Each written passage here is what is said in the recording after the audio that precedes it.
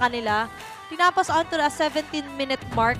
So, sobrang laking bagay din on how they will capitalize na nga lang din na meron silang ganung mga panggulo. Pero pasok muna tayo ulit sa Land of Dawn for the Game 2 between Twisted Minds and AP Bren. Is it going to be a sweep? O lalaban at mag-force ng Game 3 ang AP Bren? Hindi, room sale ito room sale ito Si Haji pa din yung mag-ano. Pangungulit-ngulit, Vision. Well, the concept is, at least may dire hit yung Selena.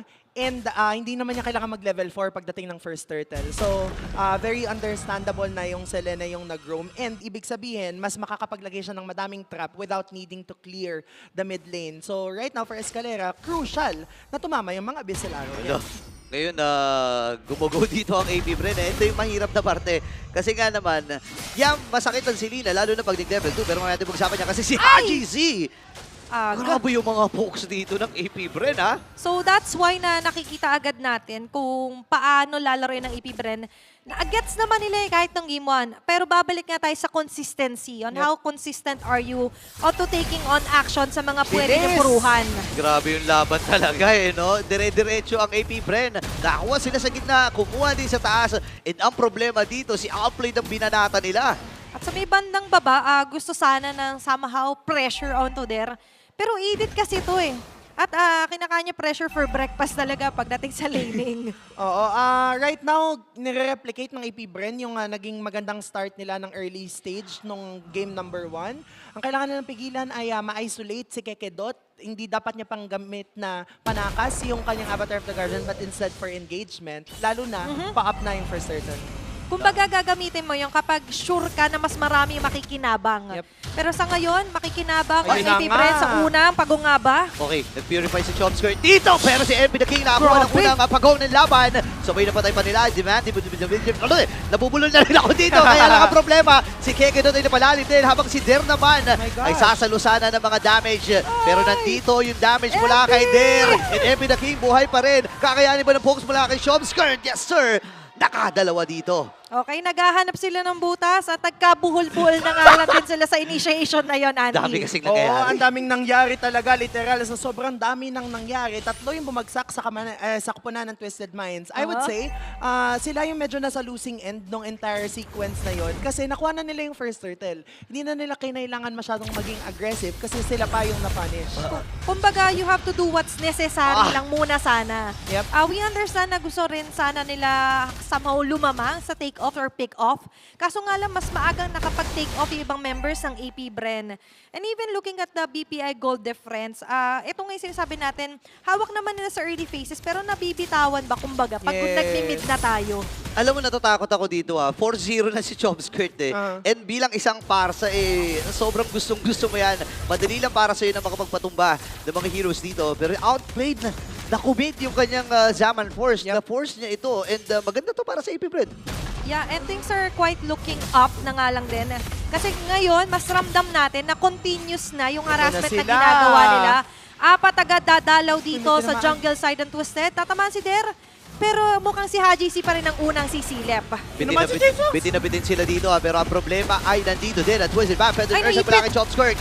Inabot the Guardian as well ay nabitawan ni Kekedot pero sinulang yung mga damage. Tapos si Chomskirt nakakuha ng isang kill. Ako dito sa with Salmon Force kaya napang-flicker out din siya MP the King. Ang napuruhan si Dera makakuha habang si James Banks naman tamang vertical lang. Nakakuha din ang kill. Let's see kung magkukuldown na yung kanyang vertical dito. Papasok nga ba siya dito pero pinana na! James Banks ay nakadalawa. Dahil sa hinaba-haba ng hinantay din ni Shiza James Banks, that was an almost wipe out Siya na lang yung natira. And so far, ang laking bagay yan ito para sa AP Bren. Sobrang laking bagay. Kagaya na binabanggit natin kanina, this is how they started game number 1. Maagang na-push yung top lane. Kaya kung titignan natin dito sa ating replay, ito yung binabanggit natin na kailangan pang engage talaga ni Kekedot yung kanyang Avatar of the Guardian. Yes, it costed them his life. Pero at the end of the day, it was a wipe out for their team. So I'd say that's worth it. Sobrang nagre-reflect din dito yung kalamangan ni Chomskirt. Now standing at 5-0-3. At sakto pagbagsak ng Feather Strike. Grabe, napakatapang talaga. Abot of the Guardian pero walang tinamaan habang tatalon na rin itong si James pero nandun yung nakakap. Delikado ata si James, mapapatumbo siya. Ngayon nagamit na rin yung Zaman Force pero paatras muli for the third time. Tumama yung pana mula kay Escalera kaya lang bitin pa rin yung damage dito ng Twisted Minds at pinagbubuhol-buhol sila dito ni Chomsker ng buong kupunan ng AP Bren. Mas ramdam natin niya yung sama-samang puwersa. Yeah. At even for AP Bren, they're not stopping there. Oh. Kita mo, ito yung hinahanap nating man with a million moves. Yep, tuloy yung pag-arangkada ni James Banks. Yes, hindi niya nakukuha yung purple buff coming from MP the King, but at least na wawalan ng other resources. But still, very props to MP the King kasi kahit ganun yung nangyayari, almost same lang yung level nila ni James Banks. Nako, ang mahirap dito yung kabuuan ng Twisted Minds ay naiiwan na rin paunti-unti ng damage, ng goal dito. Lalo na nakabasag na rin sa baba. Itong si Shizu, Yeah.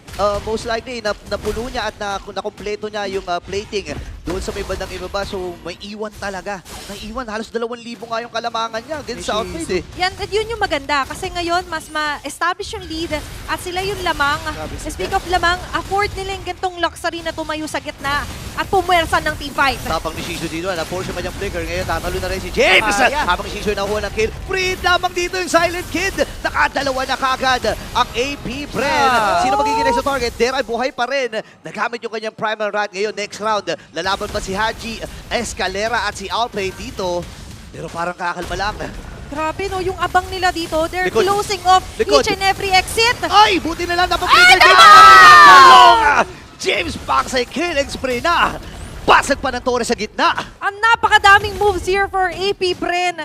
At very iconic for me pa rin yung ganong klase mga abang for James Banks. Doon Yeah. siya mas nakilala. Sobrang ganda na sinubukan niyang kunin yung orange buff dito ng kupunan ng Twisted Minds. And nung nasi-siege na yung middle lane turret, nalikuran nila si Escalera. Kasi nag-flicker in si Escalera but failed to get the kill. Ayan na naman sila. May isang maiipit. Abel of the Guardian, nahuli si James dito pero yung pana ay tatama. Naiwasan dito ng kumpuna ng AP Bren. Ngayon naman, MP the King, kailangan na ring lumayo. Matagumpay ba pagkuha niya sa purple? Hindi! Naagaw pa rin ang AP Bren. And this is AP Bren keeping up with the group. Ay, hindi lang basta keep up eh.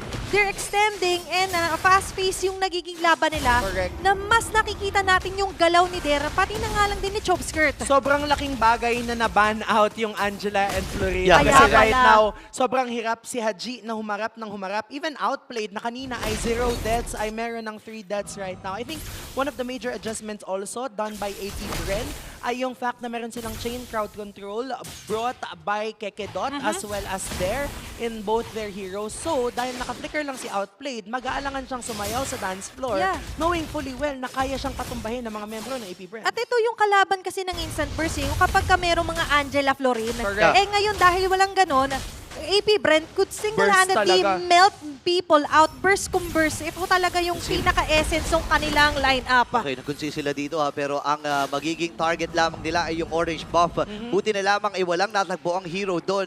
Pero gusto ko lang i-point out, no, naka-Divine Glaive itong si Chomskirt. Yep. Talagang maximum magical penetration ang kanilang goal. Chopskirt gods na siya dito, kumbaga. Oo nga, 607 yan ha. At si Oo. Halbert for Shizu. So ngayon, mas manunuot. Kahit si kanina nangangati na si Haji. Ngayon, mas lalo pa siyang Manunuot. mahihirapan talaga. Igigisa siya dito ng AP Bren. Right, feathered air strike pero sinalo lamang ni Kekedot. Gusto nga niya yung mga sumasalo na ganyan eh. Kasi napupuno yung kanyang stock. Yeah. And pwedeng pangkaltok, no? And problema lang dito, lobo na, 10,000 na yung kalamangan. Twisted Minds on the other hand, ano ba yung pwede lang maging open opportunity pagdating sa ganitong klase na sitwasyon? I think kagaya na nakikita natin kanina nung game number 1, kinakailangan talaga nilang makakita ng isolated player na nagmumula sa AP Bren. But that's difficult considering na madaming pang-out.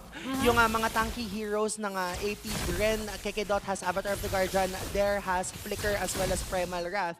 So now, this first Lord, because of this 11k gold lead, I don't think kaya pa to ng Twisted Minds i-contest at this point Tsaka in time. ngayon, hindi sila awkward gumalaw sa mapa. Correct. Mas ramdam natin na may dominance si Kekedat. Ito yung hinahanap nating ikas, Nung game kumbaga, number nung one. game number 1. And as much as we could see right now, yung Selena hindi masyado nakakapilas kasi momentum-wise, hindi pa kumokonekta. Yung karamihan, yung accuracy, hindi pa ganun kataas. At saka kahit tumama yung Abyssal Arrow na may kasamang Abyssal Trap, 5 yung magkakadikit. So paano ka papasok Parang- kung ikaw yung sede? Paano kayo babawas, di ba? Di ba? And imagine, makakabawas ka, Pero ang ganda nung pwedeng exit play dito ng AP Bren. Alam mo, na-imagine ko dito yung literal na bubuyog eh. Yung kapag pinok mo yung bubuyog, Oh. Ay. di ba, lalaban sila ng 5. And yun yung nangyayari dito para sa Twisted Minds. Ang hirap pumasok doon sa ginagawang setup ni Escalera kahit tumama yung Abyss Alaro. Pero may plano na sila. Okay, isang hype ngayon ng susugod. Medyo naputok na nga lang ni Holy Blessing doon sa may bandang babang torre. There, papasok! Pumasok na kagad sila dito, Feathered Earthshine. Pero sa likuran si Haji, kakantokan dito si Ay. Chotsker. James ang nahunang kill. Si Alway naman ay babawi din. Ngayon, 4v4 maging laban. Patay na kagad. Dito si Outplayed. Tori ang magiging punteriya. Ngayon, transition pa sa gitna. Kaya lang, ang problema si Haji. Z ay nandun Boy, din yung sa may Lord. bandang likod. And yung bottom lane ata magiging next sa target. James, pinipilit na lang. Tipaya Oh, yung kanyang no. sarili. Dalawa na titira para sa Twisted Mind. And ang Oh, no. AP Bren ay diretso na para ma-extend ang serye ito into game number 3. Parehong ayaw magpadaig. An all-one score for our first match of the day. AP Bren, the Bees will take that W for game number 2. Ay, Welcome back, Brigida. ibang klase. Oo nga pala, nasa English desk pala si Brigida. Pero gusto kong i-highlight dito gusto kong i-highlight yung adjustment na ginawa dito ng mga coaches from AP Bren na tanggalin yung mga nagpapahirap at kasama